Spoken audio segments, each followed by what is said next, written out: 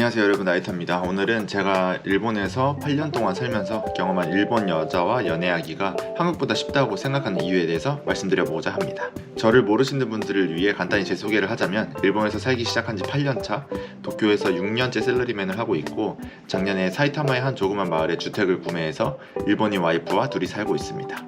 오늘의 영상은 어디까지나 제 개인적인 경험과 생각으로 만든 영상이므로 참고만 부탁드리겠습니다. 또 제가 주변에서 일본 남성과 한국 여성이 연애하는 것을 본 적이 없어서 오늘은 한국 남성과 일본 여성과의 연애에 대해서만 말씀드리겠습니다. 여성 구독자분들도 일본 여성분들은 어떤 특징이 있는지 간단히 참고해 주실 수 있는 영상이 될 것 같습니다.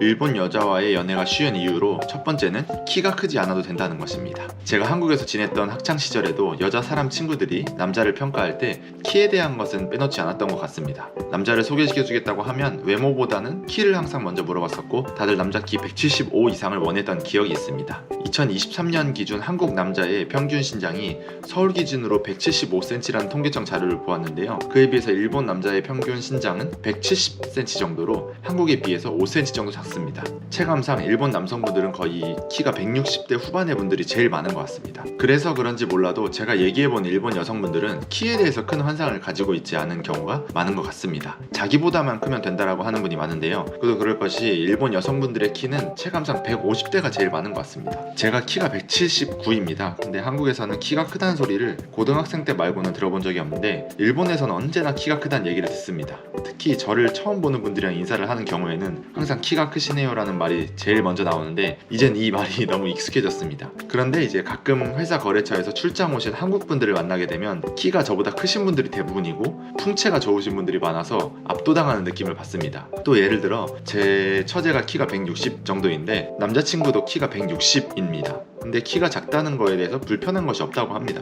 이렇게 키가 연애 상대에게 바라는 기준에서 크게 작용하지 않기 때문에 일본 여자와의 연애가 한국보다는 쉽다고 생각한 첫 번째 이유입니다.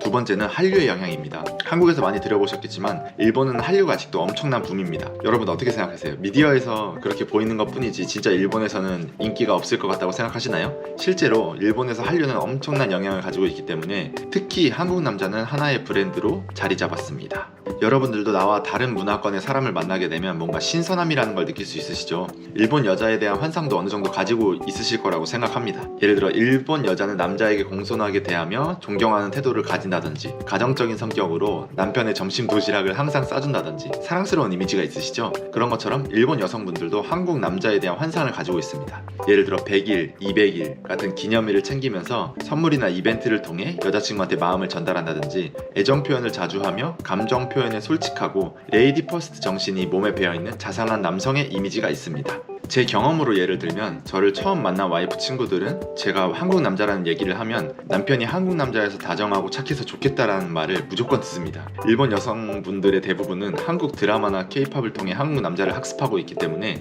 한국 남자에 대한 기대감도 있고 호기심도 정말 많습니다. 그리고 외국인이 정말 많이 살고 있는 관동지방, 특히 도쿄에서는 외국인이 너무 많기 때문에 외국인이라서 연애를 기피하는 것도 전혀 없습니다. 한국 남자라는 것만으로 회사분들이나 저와 알고 지내는 분들은 주변에 한국 남자가 있으면 소개시켜달라고 할 정도로 한국 남자의 브랜드 가치는 정말 뛰어납니다. 여러분들 모두 정말 한류 드라마 배우분들이랑 케이팝 아이돌 분들에게 감사하는 마음을 가지셔야 합니다. 결론적으로 한류 문화의 영향을 받아 브랜드 가치가 높아진 한국 남자에 대한 신선함 및 호기심이 많은 일본 여성분들과 연애가 한국보다는 쉽다고 생각한 두 번째 이유입니다. 세 번째는 한국 남자는 관리하는 남자가 많다입니다. 제가 일본 여성분들한테 한국 남자에 대한 이미지를 물어보면 역시 자기 관리에 철저한 이미지가 있다는 이야기를 많이 듣는데요. 저는 헬스장을 한국에서부터 꾸준히 다녔었기 때문에 일본에 와서도 헬스장을 등록하고 다니고 있는데요. 일본 회사에서 제가 헬스장을 다닌다고 하면 신기하다는 반응이 많습니다. 일본에서는 근육 트레이닝을 줄여서 킨토레라고 부르는데요. 일본 남성분들은 근육 있는 몸을 선호하지 않기 때문에 시간을 내어 헬스장에서 킨토레를 하는 한국 남자에 대해서 개인 시간까지 내어가며 자기 관리하는 것을 신기하게 보는 경향이 있는 것 같습니다.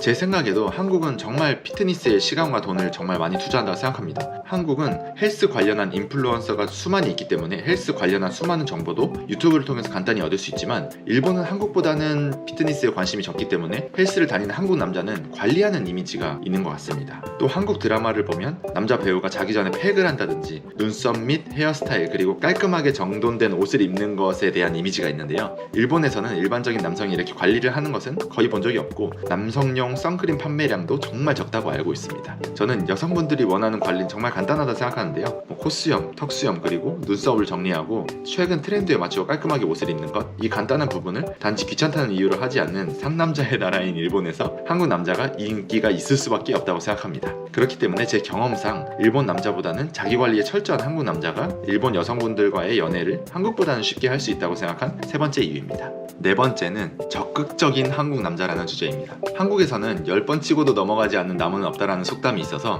제가 일본에 살면서 한국어 그대로 번역해서 일본 친구들한테 써먹는 경우가 있는데요. 일본 친구들이 그 속담은 한국에서는 통할지 몰라도 일본에서 통하지 않는다며 그런 속담이 있다는 게 신기하다고 합니다. 그리고 그건 스토커가 되는 거라면 상대방에 대한 민폐 행위이기 때문에 하면 안 된다는 얘기를 들었습니다. 하지만 어렸을 때부터 한류라는 것이 생기기도 전부터 한국의 로맨스 드라마를 보아왔던 저희 한국 남자분들은 무의식 속에 이미 한국 드라마의 주인공이 되어 있습니다. 그녀와의 연애에 꼴이 나기 위해 비싼 레스토랑을 예약하며 로맨틱한 이벤트를 준비하는 한국 남자, 롤드컵을 보면서 중요한 건 꺾이지 않는 마음이라는 가치관을 가진 한국 남자분들의 적극성에 일본 여자분들은 무너질 수밖에 없다고 감히 생각합니다. 제가 듣고 경험한 바로는 일본 분들은 고백을 해서 만약 실패했을 경우에는 몇 번이고 다시 고백하는 경우는 거의 없는 것 같습니다. 제가 한국에 살 때에는 한 번 고백에 실패해도 몇 번이고 노력하며 도전해서 마음을 얻게 된 경우를 정말 많이 보았는데요. 이렇게 어렸을 때부터 로맨스 드라마로 학습한 무의식으로 가득한 한국 남자에게 일본 여성분들은 끌릴 수밖에 없다고 생각하기 때문에 일본 여성분들과의 연애가 한국보다는 쉽다고 생각한 네 번째 이유입니다.